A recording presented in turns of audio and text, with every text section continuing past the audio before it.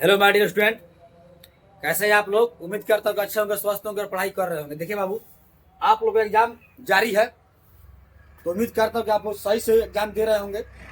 लेकिन एक बात याद रखिएगा कि एग्जाम सेंटर पर पहले पहुंचना है ताकि आपको दिक्कत और परेशानी का सामना न करना पड़े। तो चलिए, साइंस का जो है क्लास 10th का साइंस का कुछ ऑब्जेक्टिव क्वेश्चन लेकर आए जो बीएम हो सकते हैं, जो कुछ आपके लिए हेल्पफुल हो जाएगा। ठीक है ना। तो चलिए क्वेश्चन पर बढ़ते हैं। क्वेश्चन एक नंबर कहता है, निर्वात में प्रकाश की चाल है। देखिए बाबू, निर्वात में प्रकाश की चाल कहता है, निर्वात में प्रकाश की चाल है। ठीक है ना। तो इसमें क्या करना है आपको, ऑप्शन 4 ऑप्शन रहेगा जिसमें से एक को चुनना है। निर्वात कहे या शून्य कहे, तो ध्यान दीजिएगा मेरे साथ, एकदम जो है वीडियो को अंत तक देखिएगा ताकि क्वेश्चन का सॉल्यूशन अर्थात जो है ऑप्शन समझ में आ जाए। समझे ना। तो निर्वात में प्रकाश की चाल अर्थात शून्य भी कहता है, चेंज भी करेगा, चाहे शून्य में प्रकाश की चाल। तो याद करके रखिएगा, 3 × 10⁻8 मीटर प्रति सेकंड होता है। यदि इस फॉर्म में नहीं रहता है तो क्या रहेगा, 3 लाख किलोमीटर प्रति सेकंड हो जाएगा। अर्थात यहाँ सब 3 × 10⁻8 मीटर प्रति सेकंड आपको याद करके रखना है, या 3 लाख किलोमीटर प्रति सेकंड याद करके रखना है। चलिए आगे बढ़ते हैं। 2 नंबर, किसी अवतल दर्पण की फोकस दूरी होती है। ध्यान दीजिएगा, अक्सर जो है बहुत बार क्वेश्चन पूछ चुका है कि किसी अवतल दर्पण की फोकस दूरी। देखिए, एक अवतल दर्पण को एडजस्ट करते हैं जिसकी बाहरी सतह पर कलई की गई है, यहाँ पर P, यहाँ पर F, बाबू यहाँ पर C। तो यहाँ से जाइएगा चिन्ह पर पार्टी के अनुसार, तो इधर प्लस, इधर क्या होता है माइनस वाला, और ऊपर जो होता है प्लस, नीचे माइनस, माइनस। तो यहाँ पर रखिएगा तो इधर वाला साइड जितना होगा कितना कितना क्या हो जाएगा, माइनस हो जाएगा। तो फोकस दूरी का है, वक्रता केंद्र का है, समझे ना। तो क्या होगा, ऋणात्मक हो जाएगा। तो ऑप्शन नंबर बी को लॉक कर दीजिए। आगे बढ़ते हैं।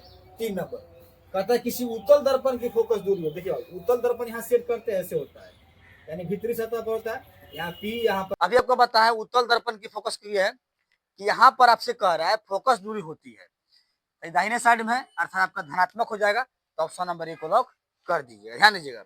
4 नंबर कहता है, लेंस की क्षमता क्या सही मात्रक। तो इसे याद करके रखना है कि लेंस की क्षमता क्या सही मात्रक क्या होता है। ऑप्शन के अनुसार न्यूटन दे रहा है, जूल दे रहा है, डायप्टर दे रहा है। तो डायप्टर याद करके रखना, डी होता है। एक और होता है मीटर पर -1। ठीक है ना। तो डायप्टर अगर डायप्टर लॉक कीजिएगा, नहीं तो मीटर माइनस होगा तो मीटर माइनस लॉक कर दीजिएगा। चलिए छठे क्वेश्चन की 5वें क्वेश्चन के बढ़ते हैं। 5वां क्वेश्चन है कि प्रकाश का अपवर्तन नियम। ठीक है ना। तो कहता ऑप्शन डाल दिया, साइन आई बटे साइन आर बराबर स्थिरांक या नियतांक रहेगा। तो प्रकाश को अपवर्तन का नियम, जो इसे स्नेल का भी नियम कहते हैं, स्नेल का नियम रहेगा तो अब प्रकाश को अपवर्तन का नियम रहेगा, तो उसका आंसर हो जाएगा ऑप्शन में साइन आई बटे साइन आर स्थिरांक। ठीक है ना। ए को लॉक कर दीजिएगा। नेक्स्ट बढ़ते हैं 6 नंबर की ओर। कहता लेंस सूत्र है, तो आपको याद रखना लेंस सूत्र क्या होता है, 1/v माइनस 1/u बराबर 1/f होता है। अर्थात ऑप्शन नंबर ए पर ही है, इसे लॉक कर दीजिएगा। 1/v माइनस 1/u बराबर 1/f। नेक्स्ट क्वेश्चन कहता है, नेत्र के किस भाग पर किसी वस्तु का प्रतिबिंब बनता है। तो एकदम याद कर, दृष्टिपटल या रेटिना होता है। तो ऑप्शन ए कहता है नेत्रोद, कॉर्निया, परितारिका, दृष्टिपटल या रेटिना। तो ऑप्शन नंबर डी को लॉक कर दीजिएगा। क्वेश्चन कहता है, पुतली के साइज को कौन नियंत्रित करता है। पुतली के, फिर समझेंगे, पुतली के साइज को कौन नियंत्रित करता है। ऑप्शन कहता है ये रेटिना, कॉर्निया, परितारिका, नॉन ऑफ दीज में कोई नहीं। तो आपको याद करके रखना है, इसका आंसर होगा परितारिका। ठीक है ना। नेक्स्ट क्वेश्चन, सामान्य दृष्टि के लिए निकट बिंदु आंख से कितनी दूरी है। सामान्य दृष्टि के लिए निकट बिंदु आंख से कितनी दूरी है, इसका मतलब कि सामान्य दृष्टि अर्थात जिसका आंख सही है वह कितनी दूरी के वस्तुओं को, निकटतम कितनी दूरी के वस्तु को साफ साफ देख सकता है। तो इसको याद करके ना 25 cm पर देख सकता है। ठीक है ना। तारों का टिमटिमाने का कारण है, देखिएगा, तारों का टिमटिमाने का कारण है, ऑप्शन करा वायुमंडलीय अपवर्तन, प्रकाश का परिकिरण, ए और बी दोनों का ऑप्शन एंटी। तो प्रकाश, तारों का टिमटिमाने का कारण क्या होता है, वायुमंडलीय अपवर्तन के कारण क्या होता है, तारे टिमटिमाते हैं। ठीक है ना। चलिए 11 क्वेश्चन की तरफ बढ़ते हैं। मानव के दोनों नेत्रों का अधिकतम दृष्टि क्षेत्र होता है। ऑप्शन ए कहता है 150 डिग्री, 130 डिग्री अर्थात 180 डिग्री सी नंबर, 360 डिग्री कहता है डी नंबर। तो आपको याद करके रखना है कि मानव के दोनों नेत्रों का अधिकतम जो है दृष्टि क्षेत्र होता है 180 डिग्री होता है। ठीक है ना। आगे बढ़ते हैं 12 क्वेश्चन। विद्युत आवेश का एसआई मात्रक होता है। तो विद्युत आवेश का एसआई मात्रक कूलम होता है।